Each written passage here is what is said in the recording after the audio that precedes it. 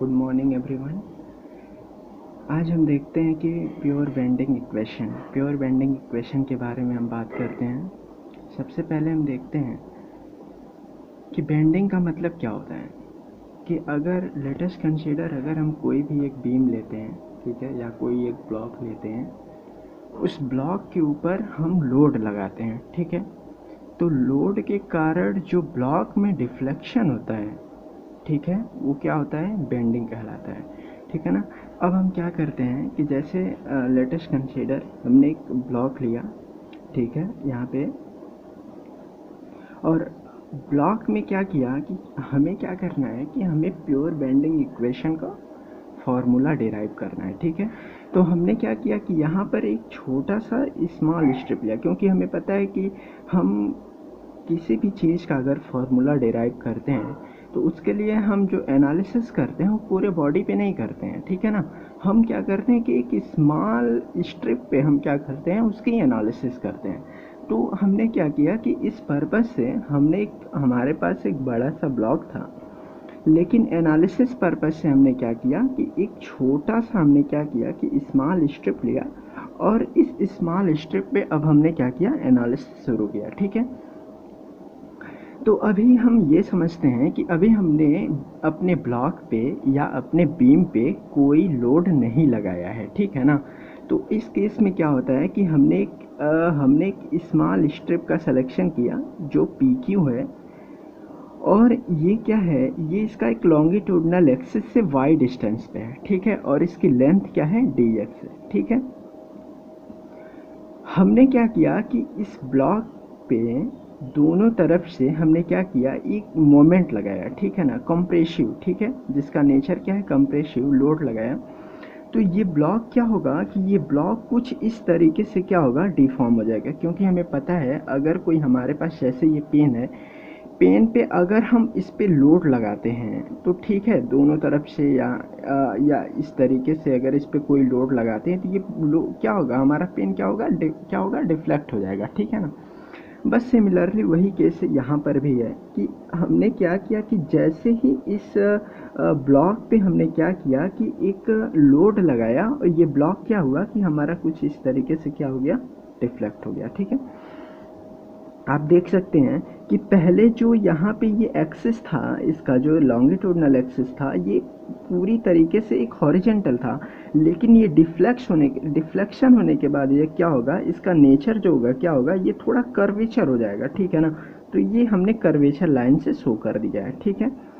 उसके बाद क्या है कि हमने एक बीम जिस पे एनालिसिस करने जा रहे हैं, ठीक है, तो उसका जो पी क्यू लेंथ है जो हमने शो किया है, ये हमने इसमें पी क्यू दिखा दिया है, क्योंकि जब आप लोड लगाओगे तो ये पूरे बीम को ये क्या करेगा, बेंड कर देगा ना। तो उसके साथ साथ क्या होगा कि ये भी हमारा जो इस पॉइंट पे हम एनालिसिस कर रहे हैं, जिस पर्टिकुलर बॉडी पे, वो भी क्या हो जाएगा, हमारा रिफ्लेक्ट हो जाएगा, ठीक है। हमें पता है कि अगर हमारा ब्लॉक है और वो अगर कर्वेचर फॉर्म रखता है, तो इसका मतलब ये डेफिनेट श्योर है कि उसका एक सेंटर पॉइंट है जिसके अबाउट क्या हुआ है, कर्व बेंड हुआ है, ठीक है। तो हमने लेटेस्ट सपोज किया कि इसका जो सेंटर पॉइंट है, सेंटर पॉइंट क्या है, ओ है, ठीक है ना। अब हमने क्या किया कि इस ओ पॉइंट से, क्योंकि ये हमारा क्या है, सेंटर ऑफ पॉइंट है, यहाँ से जो लॉन्गिट्यूडनल एक्सिस है यहाँ तक का जो डिस्टेंस होता है वो रेडियस ऑफ कर्वेचर आर है, ठीक है। हम क्या करते हैं कि ये जो m है, m क्या हमारे यहाँ पे moment action at the beam, हमने पहले ही बता दिया था कि हम क्या करते हैं, इस बीम पे क्या करते हैं, एक मोमेंट अप्लाई करते हैं, जिसके कारण क्या होता है, हमारा ये बीम क्या होता है, डिफ्लेक्ट हो जाता है, बेंड हो जाता है। ये बेंड होता है तो ये मान लो कि इसका जो ये एंगल यहाँ पे डिफॉर्म कर रहा है, ये एंगल फॉर्म कर रहा है, वो क्या है, थीटा है, ठीक है, और आर क्या हमारा रेडियस ऑफ कर्वेचर है, ठीक है। हम क्या करते हैं, फर्स्ट ऑफ ऑल हम ये डिसाइड करते हैं कि हमें निकालना क्या है। प्योर बेंडिंग का इक्वेशन तो छोड़ दो, सबसे पहले मेरे दिमाग में एक बात आता है कि हम क्यों इसका स्ट्रेंथ का निकालते हैं, क्योंकि यहाँ पे पहले ऐसे था, अब क्या हो गया, डिफॉर्म हो गया, तो हम स्ट्रेंथ का फॉर्मूला सबसे पहले डिराइव करते हैं। स्ट्रेन क्या होता है, हमें पता है कि स्ट्रेन जो होता है वो change in length upon original length होता है। पहले क्या था, पहले हमारे पास जो लेंथ था वो पी क्यू था, ठीक है। अब क्या हो गया, वो पी डैश क्यू डैश हो गया, क्योंकि वो क्या हो गया, बेंड हो गया थोड़ा, ठीक है। तो चेंज इन लेंथ कितना हुआ, पहले पी क्यू था, पी क्यू से पी डैश क्यू डैश हो गया, तो चेंज इन लेंथ हमारा P Q minus P dash Q dash हो गया। और ओरिजिनल लेंथ कितना था हमारा, पी क्यू था, तो ओरिजिनल लेंथ हमने क्या कर दिया, यहाँ पे पी क्यू रख दिया, ठीक है। हमने इसको इक्वेशन नंबर 1 मान लिया। अब सबसे पहले हम क्या निकालते हैं, यहाँ से हम पी डैश क्यू डैश की वैल्यू निकालते हैं कि पी डैश क्यू डैश की वैल्यू क्या होगी, ठीक है। अब देखिए यहाँ पे क्या है कि पी डैश क्यू डैश ये हमारा जो है, यहीं से हम पी डैश क्यू डैश की वैल्यू फाइंड आउट कर सकते हैं, ठीक है। अब हमें पता है एक फार्मूला हम क्लास 10 बेसिस पे पढ़ते हैं कि जो एंगल होता है वो चाप बटे त्रिज्या, थीटा इक्वल्स टू क्या होता है, चाप बटे त्रिज्या, इस तरीके से हम कुछ रेडियस लिखते हैं, ठीक है। तो यहाँ पे इस केस में जो पी डैश क्यू डैश है ये हमारा चाप है, बटे त्रिज्या क्या होता है, आर है, ठीक है। तो इस केस में हम क्या निकाल सकते हैं, पी डैश क्यू डैश की वैल्यू हम निकाल सकते हैं। बट यहाँ पे अगर हम पी डैश क्यू डैश की वैल्यू निकालते हैं तो देखो, ध्यान से देखोगे तो ये आर नहीं है, यहाँ तक की डिस्टेंस क्या है, पी डैश क्यू डैश की डिस्टेंस निकालोगे तो पूरे आर में से क्या करेंगे हम, इतनी लेंथ को क्या कर देते हैं, माइनस कर देते हैं।